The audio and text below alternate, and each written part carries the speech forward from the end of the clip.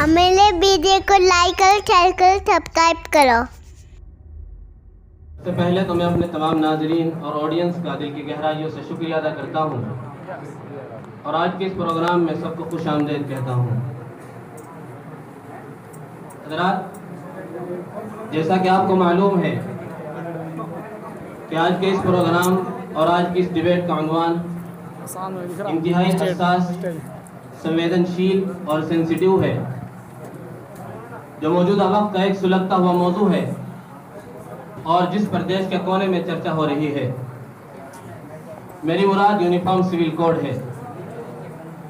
Uniform civil code को हिंदी में समान नागरिक संहिता और उर्दू में यकसा शहरी कानून कहा जाता है, जिसका मतलब ये होता है कि एक मुल्क में रहने वाले तमाम बाशिंदों, तमाम सिटीजन्स और तमाम नागरिकों के लिए एक तरह का कानून हो और वो तमाम नागरिक, तमाम सिटीजन्स उस कानून और उस लॉ को फॉलो करते हो। सवाल ये पैदा होता है कि क्या हमारे इस मुल्क और हमारी इस कंट्री में तमाम सिटीजन्स और तमाम नागरिकों के लिए एक तरह का कानून नहीं है? तो इसका जवाब जानने से पहले हमें ये जानना होगा कि हमारे इस मुल्क में दो तरह के कानून पाए जाते हैं, क्रिमिनल लॉ, सिविल लॉ। दोनों में बुनियादी फ़र्क ये होता है कि क्रिमिनल लॉ में फरीक़ैन, हुकूमत, गवर्नमेंट और सिटीजन्स हुआ करते हैं और उसका इर्तिकाब करने वालों को हुकूमत अदालत के ज़रिए सज़ा दिलवाती है, जबकि सिविल लॉ में ऐसा नहीं होता। सिविल लॉ में फरीक़ैन सिर्फ सिटीजन्स और नागरिक होते हैं और हुकूमत का उनमें कोई दखल नहीं होता और ना ही उनका इर्तिकाब करने वालों को कोई सज़ा दी जाती है, बल्कि हुकूमत अदालत या तो उनके दरमियान फैसला कर देती है या पीड़ित और शिकायत करने वाले को मुआवजा दिलवाती है। समझने की बात यह भी है कि हमारी इस कंट्री और हमारे इस देश में क्रिमिनल लॉ तमाम नागरिकों और तमाम बाशिंदों के लिए बराबर और इक्वल हैं। लिहाजा अगर कोई इर्तिकाब करता है और वायलेशन करता है तो उन तमाम सिटीजन्स को एक तरह की सज़ा दी जाती है। जैसे अगर कोई किसी को कत्ल करता है तो उस पर IPC की 302 के तहत बिला तफरीक मजहब कानूनी कार्रवाई की जाती है। लेकिन सिविल लॉ तमाम सिटीजन्स और तमाम नागरिकों के लिए इक्वल और यकसा नहीं है, बल्कि मजहब की बुनियाद पर मुसलमानों के लिए अलग से पर्सनल लॉ है, हिंदुओं के लिए अलग से पर्सनल लॉ है और इसी तरीके से हर मजहब के मानने वालों के लिए संविधान के अंदर अलग अलग पर्सनल लॉ रखे गए हैं, जो इंसान को उसकी शख्सी आज़ादी, उसकी मजहबी आज़ादी और उसको उसके कल्चर की आज़ादी देते हैं। और इन सब में अदालतों के जरिए जो फैसले किए जाते हैं वो इन्हीं आईनी कवानीन और मजहब की बुनियाद पर किए जाते हैं। लेकिन आज इन्हीं आईनी कवानीन और पर्सनल लॉ को ख़त्म करने की कोशिशें हो रही हैं और एक देश और एक कानून के तहत पूरे मुल्क में यूनिफॉर्म सिविल कोड को लागू करने की बात की जा रही है। हुकूमत भी यूनिफॉर्म सिविल कोड को लाने का इरादा जाहिर कर चुकी है, जिस पर मुख्तलिफ तरह के मुख्तलिफ लोगों से रद्द अमल सामने आ रहे हैं। चुनांचे आज हमने भी इसी मुद्दे पर चर्चा करने के लिए मुख्तलिफ मैदानों से ताल्लुक़ रखने वाली मुख्तलिफ शख्सियात को जमा किया है, जिनसे हम जानेंगे कि सिविल लॉ और यूनिफॉर्म सिविल कोड के क्या फ़वाइद और क्या क्या नुकसानात हैं। चुनांचे इस मुद्दे पर चर्चा करने के लिए आज हमारे साथ मौजूद हैं मुस्लिम पर्सनल लॉ बोर्ड की जानिब से इस्लामी स्कॉलर जनाब मौलाना अल्तमश साहब, हुकूमत की तरफ से अपनी बात रखने के लिए मौजूद हैं हुकूमती नुमाइंदे के तौर पर जनाब अशरफ साहब, और ऐसे ही माहिर समाजियात और सोशल वर्क करने वाले जनाब अजहर साहब, माहिर कानून जनाब MK आसफ साहब। सबसे पहले मैं अपने तमाम मेहमानान किराम का आज के इस खूबसूरत मंच पर इस्तकबाल करता हूँ और सबको वेलकम कहता हूँ। آج چنانچہ اس ڈبیٹ کو شروع کرنے سے پہلے اور اس ڈبیٹ کو شروع کرنے کے لیے میں سب سے پہلے اپنے مہمان جناب ماہر قانون جناب ایم کے آصف صاحب کے پاس چلتا ہوں اور ان سے ایک بنیادی سوال لیتا ہوں. سر، یونیفارم سول کوڈ کی آئینی حیثیت کیا ہے اور اس سلسلے میں ہمارا کانسٹیٹیوشن اور ہمارا آئین کیا کہتا ہے؟ سر، آپ کا بہت بہت شکریہ. آپ نے اس خوبصورت منچ پر ہم لوگوں کا آمنترت کیا اور اپنی بات رکھنے کا موقع دیا. سر، سب سے پہلے تو آپ یہ سمجھیں کہ ہمارا ملک جمہوری ملک ہے جس میں ہر انسان کو اس کے بنیادی حقوق دیے گئے ہیں. اگر بنیادی حقوق پر کوئی چیز خطرہ بن کر آتی ہے یا کوئی چیز خطرہ لاحق کرتی ہے تو اس کے خلاف دوسری چیزیں ہمارے یہاں موجود ہیں. اس کے باوجود آپ دیکھیں کہ اگر جو قانون انسانی حقوق یا جمہوری روح کے خلاف ہوگا تو سر اس کی کوئی قانونی حیثیت نہیں ہوگی. اور جو انسان کے فنڈامنٹل رائٹس ہیں وہ آرٹیکل 12 سے لے کر آرٹیکل 35 تک جو ذکر کیے گئے ہیں وہ آرٹیکل وہ ہیں جس میں انسان کو بنیادی حقوق دیے گئے ہیں. جو انسان کا اپنا بنیادی حق ہے اس کو کوئی چیز نہیں چھین سکتی. رہا مسئلہ یونیفارم سول کوڈ کا جو لایا جا رہا ہے، دراصل وہ آرٹیکل 44 کے تحت جس کو آرٹیکل 44 کو سامنے رکھ کر تیار کیا جا رہا ہے، لانے کی کوشش کی جا رہی ہے، جس میں کہا گیا ہے کہ اگر ہمارے ملک میں کسی کمیونٹی کے ساتھ یا کسی کے بھی ساتھ کوئی معاملہ پیش آئے، کوئی ڈسکرمنیشن کا معاملہ آئے تو اس کے تحت یونیفارم سول کوڈ کا مشورہ دیا گیا ہے آرٹیکل 44 کے تحت. یہی اس کی قانونی حیثیت ہے اور اسی آرٹیکل کے تحت اس کو لانے کا جو نظام رکھا گیا ہے وہ اسی میں آرٹیکل 44 ہی میں اس کے اشارے کے تحت ملتا ہے اور اسی کے ذریعے حکومت اس پر اپنا کام کر رہی ہے. جیسا کہ میں نے آپ کو ابھی بتایا تھا کہ ہمارے اس پروگرام میں مختلف میدانوں سے تعلق رکھنے والی مختلف طرح کی شخصیات ہیں. ہمارے ساتھ موجود ہیں مسلم پرسنل لا بورڈ کی جانب سے ماہر اسلامی اسکالر جناب مولانا التمش صاحب. مولانا صاحب، میں سب سے پہلے یونیفارم سول کوڈ کے اوپر آپ کا اسٹینڈ اور آپ کا موقف جاننا چاہتا ہوں. سر، سب سے پہلے میں آپ کا بہت بہت شکر گزار ہوں کہ آپ نے مجھے اس خوبصورت سے پروگرام میں انوائٹ کیا. یہاں تک ہمارے UCC اسٹینڈ یعنی موقف کا مسئلہ ہے تو ہمارا موقف تو UCC ڈرافٹ تیار ہونے کے بعد ہی ظاہر ہوگا کہ ہم موافقت میں ہیں یا مخالفت میں. لیکن سر، ملک ہے اسی لیے ہم اس کی مخالفت کر رہے ہیں. مولانا صاحب، جس آئین اور جس دستور کا حوالہ دے کر آپ بات کر رہے ہیں اسی کانسٹیٹیوشن کی دفعہ 144 کے اندر یہ بات بھی تو لکھی ہوئی ہے کہ حکومت کو جب بھی مناسب لگے گا تو وہ UCC لا سکتی ہے. دیکھیے سر، بنیادی حقوق کی دفعات ہیں وہ ایک مکمل قانون کا حصہ ہیں اور زیادہ اہم ہیں اور رہنما اصول کی حیثیت بہت کمزور ہے. انہیں مستقل قانون نہیں کہا جا سکتا اور ہماری مذہبی آزادی کا جو تعلق ہے وہ بنیادی حقوق کی دفعات سے ہے، اس لیے اسے قانوناً اہمیت حاصل ہے. اس قانون کے رہتے ہوئے آپ یونیفارم سول کوڈ قانون نہیں لا سکتے. رہی بات رہنما اصول کی تو یہ تو ملک کے مستقبل کے لیے دستور سازوں کا ایک خاکہ ہوا کرتے ہیں اور ہر خاکے میں رنگ بھرا جانا کوئی ضروری نہیں ہوا کرتا. اب ہم اپنے دوسرے مہمان جو حکومت کی طرف سے اپنی بات رکھنے کے لیے یہاں موجود ہیں جناب اشرف صاحب، ان سے سوال کرتے ہیں. اشرف صاحب، ابھی آپ مولانا صاحب کو سن رہے تھے. مولانا صاحب یہ کہہ رہے ہیں کہ اگر UCC لایا گیا تو اس سے ان کے مذہبی حقوق متاثر ہوں گے اور UCC لانا یہ جمہوریت کے خلاف ہے. تو جو عمل اور جو قانون کانسٹیٹیوشن اور آئین کے خلاف ہے تو آپ اس کو کیسے لا سکتے ہیں؟ فرسٹ آف آل میں اپنے اینکر عمیر سر کا بہت بہت شکر گزار ہوں کہ آپ نے ایک اور ٹاپک UCC پر ڈیبیٹ کے لیے ایک انٹلیکچوئل طبقے کے سامنے ہمیں انوائٹ کیا. سر، میں سب سے پہلے حکومتی نمائندہ ہونے کی حیثیت سے ایک بات یہاں مینشن کرنا مناسب سمجھتا ہوں کہ جب بھی ہم کسی سینسیٹیو ٹاپک پر جن و طلاق ہو یا UCC ہو، اس طرح کے ایشوز پر جب ہم بات کرتے ہیں تو ہمیں نیوٹرل ہو کر respective of religion, respective of thought, belief, ہمیں اس پر اپنی رائے کا اظہار کرنا چاہیے. جہاں تک آپ کے سوال کا تعلق ہے تو میں یہ بتا دوں کہ ہمارے جو آنریبل پرائم منسٹر ہیں نریندر مودی، انہوں نے ایک موقع سے یہ کہا، بھوپال ریلی میں 27 جون کو انہوں نے یہ کہا کہ اگر ایک خاندان میں، ایک فیملی میں، ایک پریوار میں چند لاز ہو، چند قانون ہو، ایک فرد کے لیے الگ قانون ہے اور دوسرے کے لیے الگ قانون ہے تو ظاہر ہے کہ گھر کا جو توازن وہ برقرار نہیں رہے گا. اور یہ تبھی ممکن ہے، اور توازن برقرار رکھنا ایک ضروری ہے، اور یہ تبھی ممکن ہے جب قانون میں یونیفارمٹی آئے، یعنی انسانیت پہ ادا کیا جائے اور رسپیکٹو آف ریجنس تمام کو برابر کے حقوق دیے جائیں تاکہ کسی کے حقوق سل بناؤ، اور یہی ہماری یوسی چلانے کی وجہ ہے۔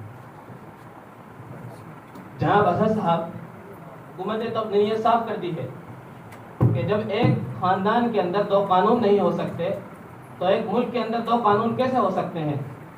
تو پھر آپ کس بنیاد پر اس قانون کی مخالفت کر رہے ہیں؟ فرسٹ آف آل میں آپ کا بہت شکریہ ادا کرنا چاہتا ہوں کہ آپ نے مجھے یہاں انوائٹ کیا اور مجھے اپنی بات کہنے کا موقع دیا۔ تو جیسا کہ آپ نے سوال کیا کہ ایک گھر میں دو قانون کیسے ہو سکتے ہیں، اور پردھان منتری جی نے بھی بھوپال کی ریلی میں یہی کہا کہ ایک گھر میں دو قانون کیسے ہو، تو میں آپ کو بتا دینا چاہتا ہوں کہ ایک گھر میں دو قانون ہو سکتے ہیں۔ جیسا کہ آپ دیکھ لیجیے article 371 section A, section B, C, D, E, F, G, H, دو قانون ہو گئے۔ آپ میں سے کوئی یہاں سے چل کر اروناچل پردیش چلا جائے، آپ ڈائریکٹ نہیں جا سکتے، آپ کو پرمٹ لینا ہوگا، دو قانون ہو گئے۔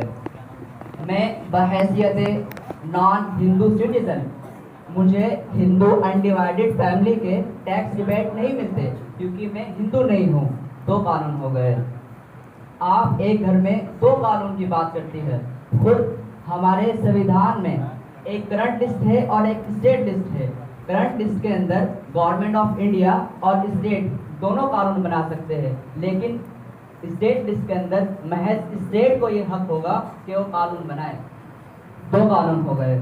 ہندو میرج ایکٹ کے اندر سیکشن 5 سب سیکشن 45 میں یہ کہا گیا ہے کہ ہندو مذہب کے اندر سپنڈا ریلیشن شپ ہوگی، یعنی باپ کی طرف سے 7 پیڑھیاں اور ماں کی طرف سے 5 پیڑھیوں میں شادی نہیں کی جا سکتی، لیکن آپ نے وہاں پر ایک ایکسیپشن ایڈ کر دیا کہ اگر یوسیج اور کسٹم ہو تو شادی ہو سکتی ہے، دو قانون ہو گئے۔ تو آپ کا یہ کہنا کہ ایک گھر میں دو قانون نہیں ہو سکتے، یہ بے بنیاد بات ہے، اور یہ ہمارا دیش یہ وبھنتاؤں پر بنا ہوا ہے، ہم اس کی اجتماعیت کو سپورٹ کرتے ہیں، ہم اسے ہیٹ نہیں کرتے۔ جناب آصف صاحب، ابھی آپ سب کو سن رہے تھے، تو مخالفت کرنے والے بھی آئین کا سہارا لے رہے ہیں، وہ آرٹیکل 25 کا سہارا لے رہے ہیں، اور جو موافقت کر رہے ہیں یو سی سی کی وہ بھی آئین ہند کی بات کر رہے ہیں اور آرٹیکل 44 کا حوالہ دے رہے ہیں۔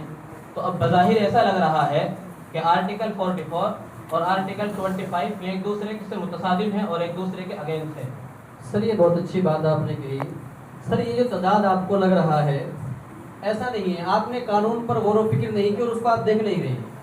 سر جو فنڈامنٹل رائٹس ہیں انسان کے، وہ بنیادی حقوق ہیں، ان کو بالکل نہیں چھیڑا جا رہا ہے اور نہ ان پر کسی چیز پر بات کی جا رہی ہے، بلکہ بنیادی حقوق کو باقی رکھتے ہوئے اگر کہ کوئی چیز سرکار لاتی ہے بنیادی حقوق کو نہ چھیڑے اور اس کے نہ چھیڑتے ہوئے اگر کوئی چیز سرکار لاتی ہے تو اس میں کوئی حرج نہیں ہے۔ لیکن آرٹیکل 44 جو ہے سرکار جس کا سہارا لے رہی ہے اور جس کے اندر یونیفارم سول کوڈ کو لانے کی کوشش کر رہی ہے، اور جو آرٹیکل 25 ہے، سر آپ اس میں بھی دیکھیں گے آرٹیکل 25 میں اس چیز کو ذکر کیا گیا ہے کہ اگر کسی کمیونٹی کے اندر کسی چیز کے نام پر یا کسی مذہب کے نام پر ڈسکرمنیشن ہو تو پھر سرکار اس میں انٹرفیئر کر سکتی ہے، سرکار کو اس میں اجازت ہے۔ اور سرکار ان دونوں کو، جب آپ ان دونوں آرٹیکل کو دیکھیں گے اور ان دونوں کے آرٹیکل کے تضاد کو جب آپ ختم کرنے کی کوشش کریں تو وہ ایسے ہی ختم ہو جاتا ہے، کیونکہ آرٹیکل 25 میں بھی اس چیز کو ذکر کیا گیا ہے۔ صاحب میں آپ کو روکتا ہوں، ابھی آپ کے پاس آتا ہوں، میں مولانا صاحب سے سوال کر لیتا ہوں۔ مولانا صاحب ابھی آپ کہہ رہے تھے کہ آرٹیکل 44 ایک مستقبل کا خاکہ ہے اور ہر خاکے میں رنگ بھرا جائے ایسا ضروری نہیں، لیکن اب لگتا ہے کہ اس خاکے میں رنگ بھر دیا جانا چاہیے، اس لیے کہ سب سے زیادہ شکایتیں آپ کے یہاں سے آ رہی ہیں۔ مسلم پرسنل لا بورڈ کے خلاف سب سے زیادہ شکایتیں کرنے والی آپ کی مہیلائیں ہیں جو کہہ رہی ہیں کہ مسلم پرسنل لا بورڈ کے اندر ان کے ساتھ جسٹس نہیں ہو رہا ہے۔ سر سب سے پہلے میں آپ سے یہ پوچھنا چاہوں گا کس چیز میں جسٹس نہیں ہو رہا ہے؟ ارے مسلم پرسنل لا بورڈ میں آپ کے یہاں بہت سارے قوانین ہیں، میں آپ کو 2 مثالیں دے دیتا ہوں۔ طلاق ہے، وراثت ہے۔ طلاق میں آپ کے یہاں جسٹس نہیں ہے، طلاق کا حق صرف آپ کے یہاں مردوں کو دیا گیا ہے، عورتوں کو طلاق کا حق نہیں ہے۔ ایسے ہی وراثت میں آپ کے یہاں عورتوں کو 1 حصہ ملتا ہے اور مردوں کو 2 حصہ دیا جا رہا ہے۔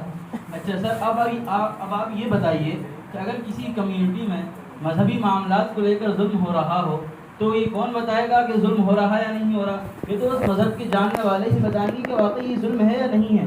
آئیے میں آپ کو بتاتا ہوں کہ شریعت کے اندر شریعت اس بات کی تاکید کرتی ہے کہ ازدواجی زندگی کو بہت اچھے طریقے سے گزارا جائے اور اس کو جیا جائے، اور اس کو اس رشتے کو نبھانے کے لیے بھرپور کوشش کی جائے۔ اور یہ بھی بتاتا چلوں کہ شریعت کے اندر جائز امور میں طلاق سب سے ناپسندیدہ عمل ہے، اور شریعت یہ چاہتی ہے کہ یہ سب سے کم واقع ہو۔ اب اگر حالات نامساعد ہو جائیں اور حالات بگڑ جائیں تو ایسی صورت میں شریعت مرد کو یہ حق دیتی ہے کہ وہ طلاق دے دے۔ اگر عورت کو یہ حق دے دیا جاتا تو آپ سب جانتے ہیں کہ عورت بہت ایموشنلی جذباتی ہوتی ہے اور غلط سلط فیصلے جلد بازی میں کر لیتی ہے۔ اب اگر عورت کو اس کا حق دے دیا جاتا تو یہ واقعات بہت زیادہ بڑھ جاتے، اس لیے ہم نے اس کا حق، اس لیے اسلام نے عورت کو اس کا حق نہ دے کر مرد کو حق دیا ہے تاکہ یہ واقعات کم سے کم پیش آئیں۔ رہی بات آپ کی وراثت میں، تو حاضرین آپ دیکھیے کہ دو چیزیں ہوتی ہیں، ایک ہے جسٹس یعنی عدل و انصاف، ایک ہے ایکویلٹی یعنی برابری۔ تو انصاف، اسلام کا جو نقطہ نظر ہے وہ انصاف، عدل و انصاف ہے، نہ کہ برابری۔ اب مرد پر کئی طرح کی ذمہ داریاں ہیں، بوڑھے ماں باپ مرد کے ذمے ہیں، آنے والی اس کی بیوی اور اس کے بچے، ان کا خرچ مرد کے ذمے ہے۔ عورت کا تو کسی بھی طرح کا خرچ نہیں ہے، نہ تو اس کے اوپر ماں باپ کا خرچ ہے، نہ تو اس کے اوپر اپنے شوہر اور بچوں کا خرچ ہے۔ اب اگر اس بیچارے مرد کے حصے میں سے آدھا حصہ، باپ کے حصے میں سے اگر آدھا حصہ اس عورت کو دے دیا جائے اور کسی بھی طرح کی ذمہ داری اس پر نہیں ہے تو یقیناً یہ کہ مرد کے ساتھ ظلم ہوگا۔ تو آپ دیکھیے اگر مساوات کو اختیار کیا جائے، برابری کو اختیار کیا جائے تو مرد پر ظلم ہے۔ اسلام جو ہے انصاف کو چاہتا ہے، تو انصاف کرتے ہوئے اسلام نے مرد کو دوہرا حصہ دیا۔ یہ تو اسلام کا انصاف ہے، احسان ہے کہ عورت کو ایک حصہ دے دیا۔ جناب اشرف صاحب، جب میں آپ کو سن رہا تھا تو آپ یو سی سی کی حمایت کر رہے تھے اور آرٹیکل 44 کا سہارا لے رہے تھے کہ آرٹیکل 44 میں یو سی سی لانے کی بات کی گئی ہے۔ میں آپ کو آرٹیکل 13 کو سنانا چاہتا ہوں۔ اس میں صاف صاف لکھا ہے کہ ریاست کوئی ایسا قانون نہیں بنائے گی جو فنڈامنٹل رائٹس کو متاثر کرے یا اس میں تخفیف کرے، اور اس شق کی خلاف ورزی میں بنایا گیا قانون خلاف ورزی کی حد تک عدم ہوگا۔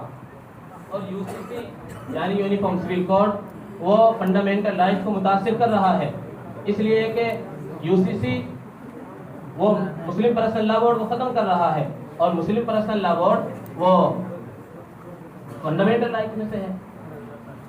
سر، اس تعلق سے میں کہنا چاہتا ہوں کہ اس دیش کے تمام ناگرک کو، تمام دیش واسیوں کو، تمام سٹیزنس کو یہ بات سمجھنی چاہیے کہ آرٹیکل 25 میں جو ریلیجس آئیڈینٹی کی یعنی مذہبی تشخصات کی لبرٹی اور اس کی آزادی کی بات کہی گئی ہے، ہماری حکومت اس کو موڈیفائی نہیں کر رہی، ہماری حکومت اس کو تبدیل نہیں کر رہی، بلکہ آرٹیکل 44 کے اندر آج سے 75 سال پہلے جو یہ بات کہی گئی تھی کہ اگر حالات سازگار ہوں اور حکومت کو مناسب لگے کہ ایسا سول کوڈ آنا چاہیے تو حکومت کو اس تعلق سے کوشش کرنے کی ضرورت ہے۔ تو وہ ہے کہ ہم یہاں پہ ایک کوشش کر رہے ہیں تاکہ تمام ناگرک کو برابر کے حقوق ملے اور کسی کے حقوق سر پہ نہ ہو۔ جہاں تک بات ہے آرٹیکل 13 کی، تو آپ کو پتا ہے کہ آج کچھ لوگ ایسے ہیں جو ہماری حکومت کے خلاف مس انڈرسٹینڈنگ اور غلط فہمی لوگوں کے اندر پھیلا رہے ہیں، ظاہر ہے کہ یہ غلط ہے۔ اور جہاں تک بات ہے آرٹیکل 13 کی، تو آپ یہ بات ذہن میں رکھیں کہ ہے آپ طے کریں گے یا اس مذہب یا اس قبیلے کے لوگ طے کریں گے؟ پر عمل کیا جا رہا ہے جہاں یو سی سی کو لاگو کر دیا گیا ہے، بنگلہ دیش ہے، پاکستان ہے اور ملیشیا ہے، ترکی ہے، یہ سب اس میں شامل ہیں۔ ان سب کے اندر یو سی سی لایا جا چکا ہے، اس میں برسوں سے عمل ہو رہا ہے۔ تو سر ایسا نہیں کہ صرف یہی لایا جا رہا ہے بلکہ دوسری کنٹری میں بھی یہ چیز موجود ہے۔ مولانا صاحب، آپ نے وکیل صاحب کو سنا، ان کا کہنا یہ ہے کہ یو سی سی صرف انڈیا کے اندر نہیں لایا جا رہا ہے بلکہ یو سی سی دیگر ممالک کے اندر بھی موجود ہے، اور خاص طور پر یہ بات قابل غور ہے کہ اسلامی کنٹریوں کے اندر یو سی سی موجود ہے۔ تو جب وہاں کے لوگ، وہاں کے ناگرک یو سی سی کے ساتھ اپنے شریعت پر عمل کر رہے ہیں تو آپ کو کیا دقت ہے؟ کہ آپ کی شریعت ان کی شریعت سے الگ ہے؟ سر سب سے پہلے میں آپ سے یہ پوچھنا چاہوں گا، کیا پہلی بات تو یہ ہے کہ ہمیں ان ممالک سے کیا مطلب، اسلامی ممالک ہوں یا غیر اسلامی ممالک ہوں؟ تو اب اور افسوس کی بات تو یہ ہے، کیا ہندوستان کو اب یہ دن دیکھنے پڑیں گے کہ ہمارا یہ ملک دوسرے ملکوں کو دیکھ کر چلے گا؟ بھائی ہمارے ملک کے اندر، ہمارا ملک دنیا کا سب سے بڑا جمہوری ملک ہے اور ہمارے پاس ایک کامیاب سنویدھان موجود ہے۔ سنویدھان ہمیں مذہبی تعلیمات پر عمل کرنے کی اجازت دیتا ہے، ہم اس کے تحت عمل کرتے ہیں۔ दूसरे ममालिक में क्या हो रहा है उससे हमें क्या मतलब। जनाब अशरफ साहब, ऐसा महसूस हो रहा है कि आप यूसीसी लाकर समाज के अंदर इंतशार फैलाना चाहते हैं और इससे जो है बहुत से मजहब के मानने वाले अपने इसको लेकर बेचैन हैं और उनका कहना ये है कि इससे हमारी मजहबी ज़िंदगी मुतासिर हो रही है। तो आप इस देश के नागरिकों को क्यों परेशान करना चाहते हैं इस कानून को लाकर? सर, हम परेशान नहीं करना चाह रहे हैं। सर, आपको पता होगा कि मुझे तो सबसे पहले इस्लामिक स्कॉलर की इस बात का ऑब्जेक्शन है कि क्या मुसलमानों की शरीयत अलग अलग है? क्या अमेरिका के मुसलमान यूनिफॉर्म सिविल कोड के साथ नहीं जी रहे हैं? क्या उनकी शरीयत में तब्दीली हो रही है? जाहिर है कि शरीयत में तब्दीली नहीं हो रही है, तो फिर रोना क्यों है? ये डबल स्टैंडर्ड क्यों है? दूसरी बात यह है कि सर, आपको मालूम है कि हमारी इस इंडिया के अंदर जो पॉपुलेशन है 142 करोड़ पॉपुलेशन है, उसके अंदर आप देखें कि क्रिमिनल लॉ जो है, यानी हमारे हुदूद और ताज़ीरात के जो इशूज़ हैं, उसके अंदर आप देखें कि उसके अंदर तमाम को, मुस्लिम हो, नॉन मुस्लिम हो, क्रिश्चियन हो, तमाम को अगर वो चोरी करते हैं तो जाहिर है कि उसके लिए जो पनिशमेंट है वो एक है। तमाम को बराबर के हुकूक दिए जाते हैं और तमाम को बराबर सजाएं दी जाती है। तो हम ये चाहते हैं कि जिस तरीके से क्रिमिनल लॉ एक है और उसी के तहत तमाम लोगों को सजाएं दी जाती है, तो हम ये चाहते हैं कि यकसानियत और ये यूनिफॉर्मिटी हमारे सिविल लॉ में भी आए, ताकि तमाम लोगों को रिस्पेक्टिव ऑफ रिलीजन बराबर के हुकूक मिले और किसी के हुकूक को सल बनाओ। जाहिर है कि ये इतनी बेहतरीन बात है, लेकिन पता नहीं कुछ लोग इसके मुखालिफ क्यों हैं। मैं समझता हूँ कि मुखालिफत दरअसल लोगों के मफाद के मुखालिफ है। जनाब अजहर साहब, अभी आपने जनाब अशरफ साहब को सुना और उनका सवाल के अंदर पॉइंट है। उनका कहना ये है कि जब इस मुल्क में क्रिमिनल लॉ एक है तो अगर सिविल लॉ भी एक हो जाए तो इससे आपको क्या परेशानी है? देखिए, आपका सवाल ही पॉइंटलेस है, क्योंकि ये सवाल वो ही कर सकता है कि जो क्रिमिनल लॉ और सिविल लॉ में फ़र्क ना जानता हो। क्योंकि क्रिमिनल लॉ के अंदर पर्सन वर्सेस स्टेट के मुताबिक कवानीन होते हैं और सिविल लॉ के अंदर person versus person, individual versus individual के मुताबिक कवानीन होते हैं। तो आपका क्रिमिनल लॉ को सिविल लॉ पर कयास करना महज बुनियाद है। और इसने कहा कि क्रिमिनल लॉ तमाम लोगों के लिए बराबर है। आप रीजन एक्ट को ले लीजिए, रीजन एक्ट के अंदर शेड्यूल कास्ट और शेड्यूल ट्राइब के लिए सरकार ने सहूलतें फराहम कर रखी है और किसी मजहब की बुनियाद क्रिमिनल लॉ पर कायम नहीं की जाती या किसी मजहब की स्ट्रक्चर क्रिमिनल लॉ पर कायम नहीं किया जाता, बल्कि सिविल लॉ पर कायम किया जाता है। अगर आप सिविल लॉ में भी यकसानियत कायम कर दे तो वो मजहब और वो तहजीब ख़त्म हो जाएगी। और क्या करेंगे आप हिंदुस्तान में बसे 11 करोड़ ट्राइब्स का? क्या करेंगे आप हिंदुस्तान में बसे हज़ार सैकड़ों मज़ाहिब का? क्या करेंगे आप हिंदुस्तान में बसे, बल्कि गोवा में बसे पुर्तगीज़ का? क्या आप तमाम के हकूक़ छीन लेंगे या बाज़ के हकूक़ छीन लेंगे और बाज़ को हकूक़ देंगे? असल बात यह है कि हमारा मुल्क हिंदुस्तान बहुत ज़्यादा डाइवर्स मुल्क है और यही इसकी खूबसूरती है। जिस तरह एक बागीचे के अंदर मुख्तलिफ रंग के फूल हुआ करते हैं और वही फूल उसको खूबसूरती फराहम करते हैं। जनाब आसफ साहब, हमारे इस मुल्क हिंदुस्तान में और हमारी इस कंट्री में किसी भी कानून लाने का क्या प्रोसेस होता है? सर देखिए, जब भी हुकूमत किसी कानून का निफाज करती है तो उसके लिए एक प्रोसेस है और उस प्रोसेस में चंद चीज़ें हैं। जमहूरी मुल्क में जब भी किसी कानून का निफाज किया जाता है तो उसमें ऐसा नहीं कि किसी की मजहबी किताब को सामने रखा जाए या किसी के मजहब को सामने रखकर उस कानून को तैयार किया जाए, बल्कि हिंदुस्तान की खूबसूरती ये है कि सबसे पहली चीज़ जो है वो ये है कि राय आम्मा ली जाती है और राय आम्मा लेने के बाद जो देश के एक्सपर्ट लोग हैं वो उस पर नज़रसानी करते हैं। उसके बाद फिर वो लोकसभा और राज्यसभा होते हुए प्रेसिडेंट ऑफ इंडिया के पास पहुंचती है और प्रेसिडेंट ऑफ इंडिया उस पर दस्तखत कर देते हैं। दस्तखत करने के बाद उसको अमली जामा पहना दिया जाता है और फिर उसका निफाज हिंदुस्तान के अंदर कानूनी शक्ल में हो जाता है। तो सर ये इतना अच्छा प्रोसेस है, लेकिन इसके बावजूद लोग इसको समझने की कोशिश नहीं करते हैं।